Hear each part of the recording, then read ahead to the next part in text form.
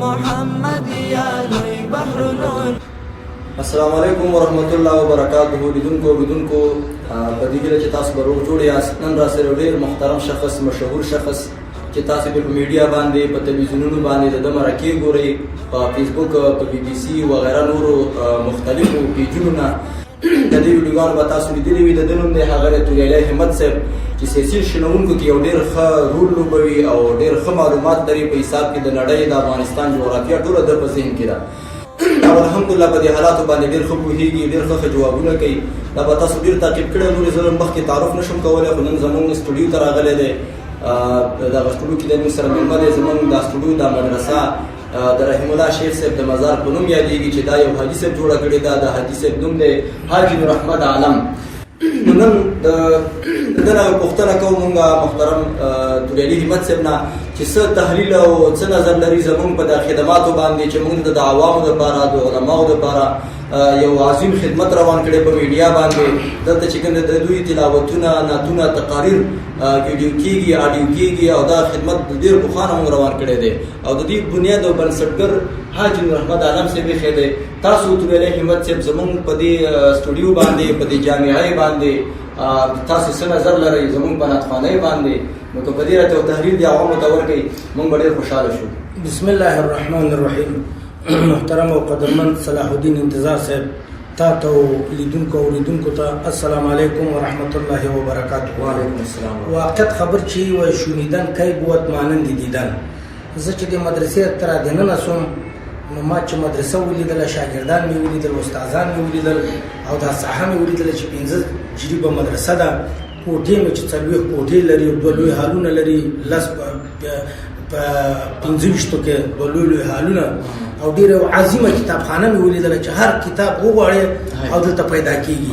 نو زه ډېر هغه ما بیا دا سوچ کوم چې ما چې دا سټوډیو چیرې ده، ځکه چې هر فیسبوک اړه، هر تلویزیون اړه، نو د دغه سټوډیو یو هغه پکې کېږي د محمدي سټوډیو او دیوبندي مسلک او د ده هغه پکې کېږي. او دا یوازې دا نه چې دا 4.5 کاله 3.5 کاله کې چې 4.5 کاله کې افغانستان آزاد شوی، اسلامي امارت کامیاب شوی، دا په جهاد په دوران کې دغه صلاح الدین انتظار چې د ما په داسې فکر کو لیدلی هم نه و، خو اکثره شیان به ما مغه کیسه نور احمد خان ته ورکول، دوستي خیل ته هغه به ده کول، ده به هغه کول، په لکونو خلکو به کتل.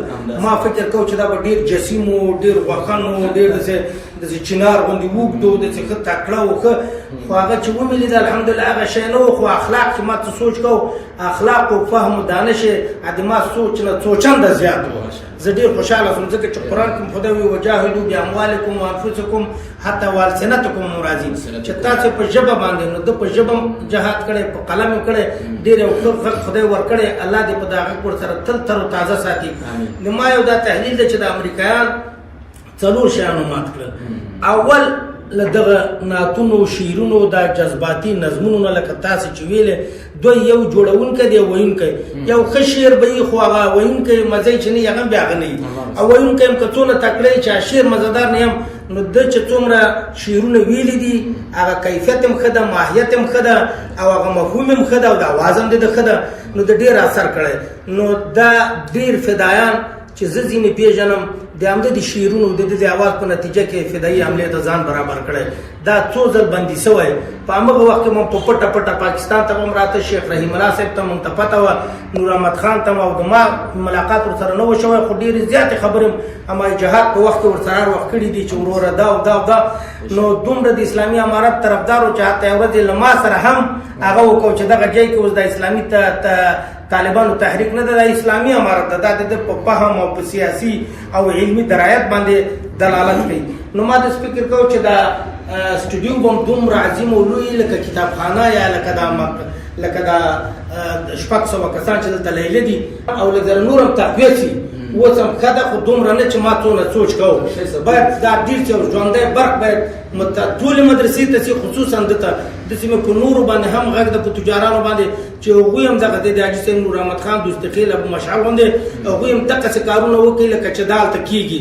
د خیره کارونو، د خوراکي موادو د دو تر څنګ دغسې مدرسې جوړې کړي، که نه یې تیاره جوړه 15 جریبه مدرسه ده. په دغه څنګ کې د سیاسي او د عصري کتابونو او کتابتون هم جوړ کړي چې د پوهنتون او د مدرسې ترمنځ دغه دښمنان چې فاصله پیدا کی دام ختم شي او وای د طالبانو نه متاثر شي طالبان دی وګونه او وای سیاسي غنه او دوی د دیني وګونه سره دسي دا د ما یو نظر ده او په عوامو کې یقین وکړو چې چیرته ویل شي چې دغه صلاح الدین انتظار ده او هغه کې راځي به واچو خدای گواه ده چې ما په موټر کې اچولې او د جبهاتو کې په څونه وو کې به لزلی شلزلی د هغه به اورېدله نو دا د په دې کبر نه کې دا د شکر خدای ته وباسي او خدای په ښه آواز ورکړی څو ځل بندي شوی ده حاجي صاحب نور احمد خان ته موږ دعا کوو نورو تجارانو ته موږ هیله ترې لرو چې باید ټول دغسې بنیادي کارونه وکړي افغانستان هر څه ته ضرورت لري خصوصا تنویر او د افکارو او د اذهانو ته ډېر ضرورت لري چې ذهنونه روښانه شي عقیدې د موږ سمې شي او بل یو ښه والی د دا ده چې نه افراط ده نه تفرید ده افراط و تفرید دواړه جامعه محمدیه لوی بحر العلوم چوتر سرا کار د تعمیر ټول ترکیب عیار د تعمیر واخستو په غاړه باندې ټول خرچ او تجار د تعمیر نو می حاجی نور احمد خان ډیر خدا پرست انسان المعروف ابو مشعل د طریقه قبول کړي سبحان